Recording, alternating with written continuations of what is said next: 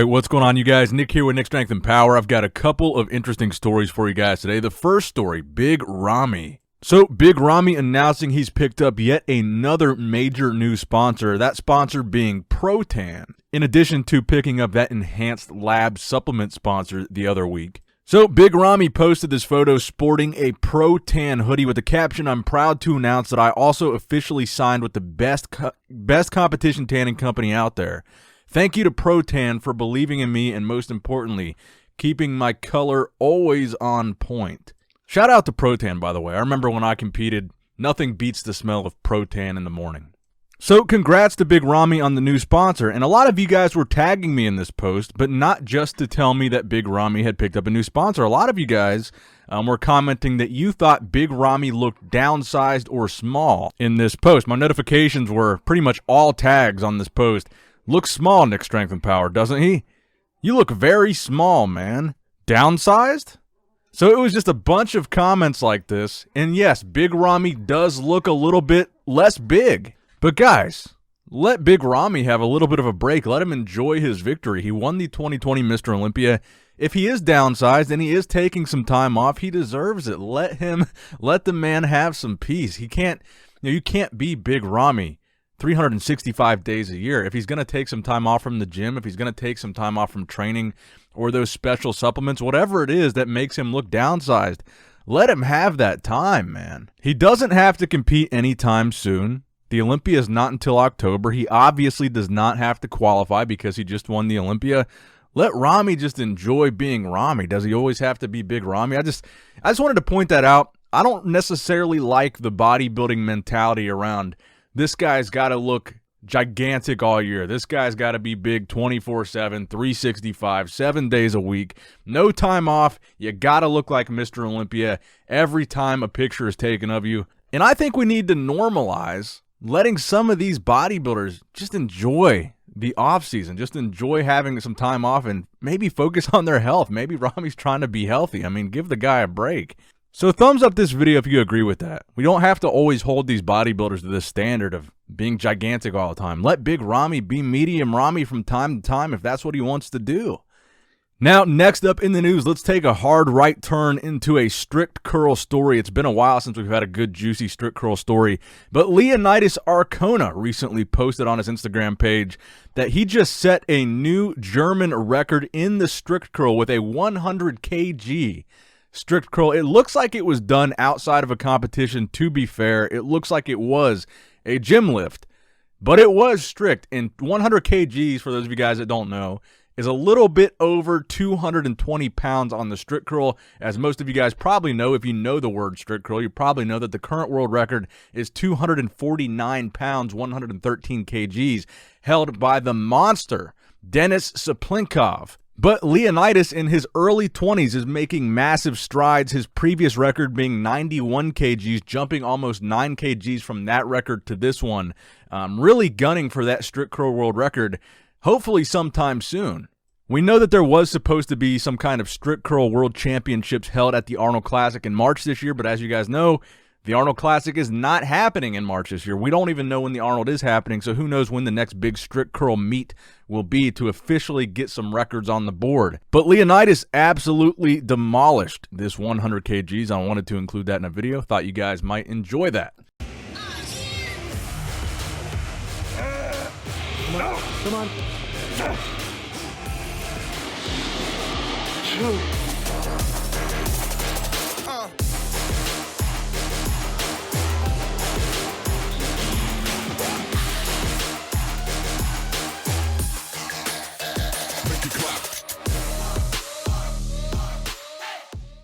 Now, next up in the news, Roelly Winklaar releasing another training update, the most recent training update being a shoulder training session from Roelly. As you guys know, Roelly was basically forced to miss the 2020 Mr. Olympia, which he was already qualified for, and a lot of people were talking about him being a top 6, potentially top 3 contender at that year's Mr. Olympia. Now that we're in 2021, and Roelly's posting these updates, obviously Roelly's goal for the year is to compete at the Olympia again.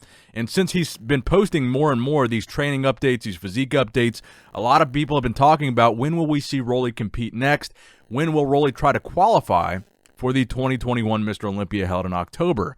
So Roelly is not currently qualified for this year's Mr. Olympia. So one of the conversations that I've been seeing is a lot of people discussing, well, Roelly should get a special invite because of the extenuating circumstances of the virus and that being the reason why he wasn't able to travel to compete at the Olympia. A similar thing happened with Ramy, and he got a special invite to the Olympia and then obviously proved the merit of the special invite system by Ramy winning the Olympia off of a special invite and not having qualified. So people are making that same argument for Roelly Winklaar.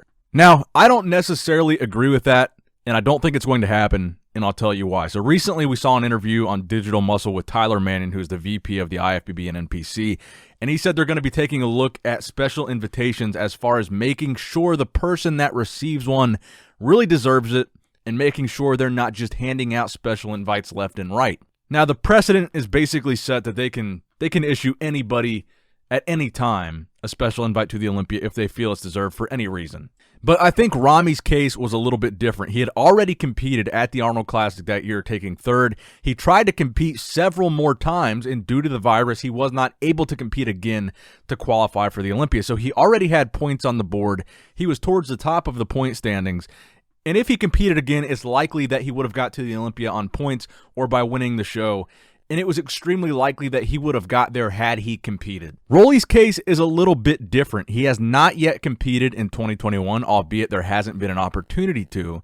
He has no points on the 2021 Olympia point standings yet, albeit he hasn't had any opportunities to earn them. And beginning in May, from May to October, Roelly should have that entire period of time and all the competitions in between May and the Olympia to try to qualify. So we're going to see if he does run out of opportunities or not, but he should have that entire period of time to at least try to compete.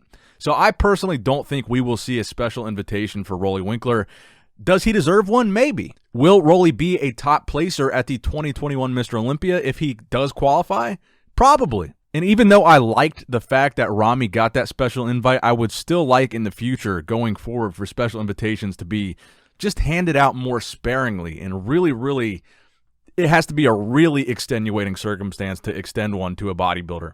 But of course, let me know what you guys think in the comment section below about the special invitation debate in bodybuilding for the Olympia. Who should get one? Why? Should it exist? Shouldn't it exist? Should Roelly get one? Why? Or why not? Let me know in the comment section down below. Now, the final story I want to talk about here, a New York Pro update for Nick Walker. You guys are familiar with Nick because he's a brand new IFBB Pro as of last year. He's got a ton of potential, a crazy physique, did good at his pro debut, and now he's got a beef with Blessing Awodabu. But this physique update brought to you by his coach, Matt Jansen, a most muscular by Nick, looking insanely freaky in this picture. Nick's physique, to me, at such a young age, resembles kind of like a cross between, I want to say like an Evan Centopani, a Dallas McCarver, and almost like a big Ramy when you factor in the legs. So I'm really excited to see how Nick does here. The Nick versus Blessing thing is one conversation, but the other conversation, I think, is if Nick wins the New York Pro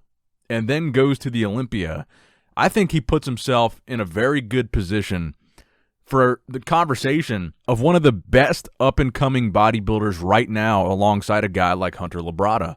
But on the other side of that coin, Nick could place dead last at the New York Pro. I don't think that's going to happen, but you could also see a huge shift in stopping that momentum if Nick doesn't do well at the New York Pro. So it'll be interesting to see how he does, and I think all eyes will be on Nick. A lot of people are looking to see the Blessing versus Nick thing. Me, honestly, I'm more interested to see how Nick does in this lineup. I think it will be tougher than the Chicago Pro where he made his pro debut. I think there will be better bodybuilders here, more bodybuilders that he needs to beat. Bodybuilders that have been at the Olympia before, done well at the Olympia before, like really just elite level bodybuilders, I think will be at this New York Pro, and this is going to be a make or break moment for Nick Walker's career. Or at least I should say the trajectory of his career. If he wins it, Nick Walker to the moon. Nick Walker hype train is going crazy. If he places horrible, I see a dead stop to the hype train, just like happens with a lot of bodybuilders that get a lot of hype and then don't place well. But I suppose only time will tell. So let me know what you guys think in the comment section below. Give the video a thumbs up if you did, in fact, enjoy it. That's going to wrap it up for the video, guys. Happy Pokemon Day. Love you guys. Appreciate you guys. Nick Strength and Power, signing out.